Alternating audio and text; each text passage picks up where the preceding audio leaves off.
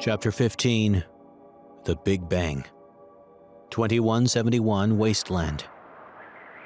The dragons move away, planning to return the next day to bring John and his companions back to the mountains to carry out their plan.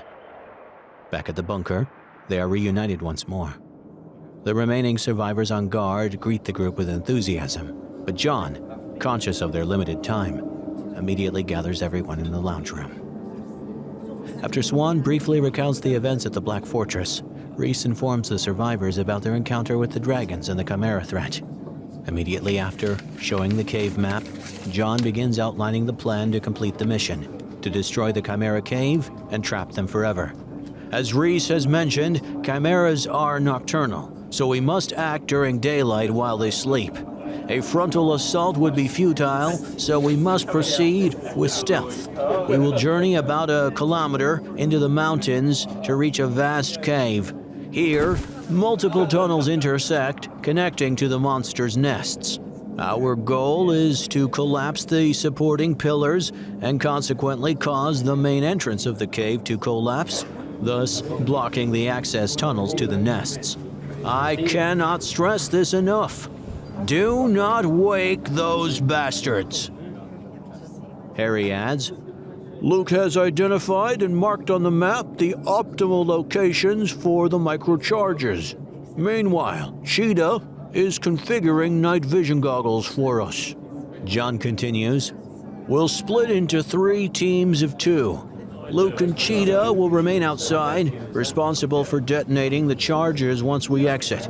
Reese and I will venture into the cave, but we need 2 more volunteers to help plant the charges. Without hesitation, Rhodes and TJ, newcomers to the bunker, volunteer for the dangerous mission. They are eager to contribute as a way to express gratitude for their warm reception. Harry and Swan stay in the bunker to protect and guide the other survivors. The night passes with little sleep.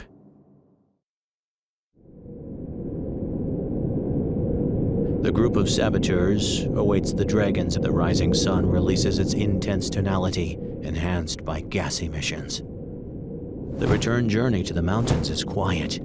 No one speaks, but the tension is palpable for everyone. The sky is even darker than usual, seemingly threatening rain. However, the rain here is acidic, which could pose a problem. The group arrives at the entrance of the cave, and the chimeras have already retreated inside. All is quiet. Luke and Cheetah stand guard outside and prepare the detonator, while the rest enter the cave. Rhodes and Reese place the first charges near the entrance. John and TJ, wearing night vision goggles and carrying backpacks full of explosives, venture deeper inside. The 2 survivors reach the designated points on the map, sneaking past sleeping chimeras, eggs in nests, and piles of ember. They manage to place all the charges without making too much noise. After doing so, they head back to the cave entrance, where Rhodes and Reese await them. John inadvertently steps on a chimera's tail, waking it up. The creature emits a powerful sound that echoes throughout the entire cave. John and TJ hurry out, pursued by the beasts. In the meantime, Rhodes tries to slow down the pursuers by firing his trusty rifle. One of the monsters, with a huge hooked tentacle, grabs Reese by the leg. However, Rhodes, with unerring aim, shoots the attacker and frees the general. John runs fast and is almost at the exit, but gets overwhelmed by the fury of a chimera. Reese signals to him, gets into position, and waits for the chimera to expose itself just outside the entrance. Before the chimera can reach John, Reese strikes a powerful blow with his katana, splitting its head in 2. Luke, seeing the group about to exit in the distance, prepares to detonate the explosives. Reese and TJ haven't managed to reach a safe distance yet, but the terrifying cries of the horde grow louder and louder. They're coming, and Luke can't wait any longer.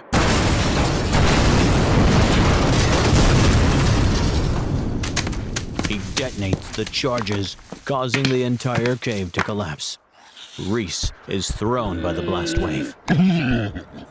There is great chaos, and as soon as the smoke clears, John, picking himself up from the ground, checks that the others are still intact. Fortunately, the group has made it out alive with only a few bruises, and everything seems to have gone according to plan. After an initial moment of disbelief, the group gives in to collective exultation. It's time to return to the bunker and share the good news with the other companions. The dragons escort the heroes back to their shelter and thank them for their deeds. The Chimera threat seems to have been neutralized. A semblance of peace returns to the bunker, and finally, all the survivors can enjoy a night of celebration. Tomorrow will be a new day, and there will be more survivors to welcome. Meanwhile, in the acidic lake, the water's surface begins to quiver, betraying the presence of something hidden beneath. The lake holds secrets, veiled within its toxic depths, waiting to unfold. The heroes, engrossed in their well-deserved celebrations, remain blissfully unaware of the quiet stirrings in the lake. Though they've destroyed the Chimera's cave, the world they inhabit remains ever-changing, and unknown challenges could lie ahead, ready to test their resilience in the days to come.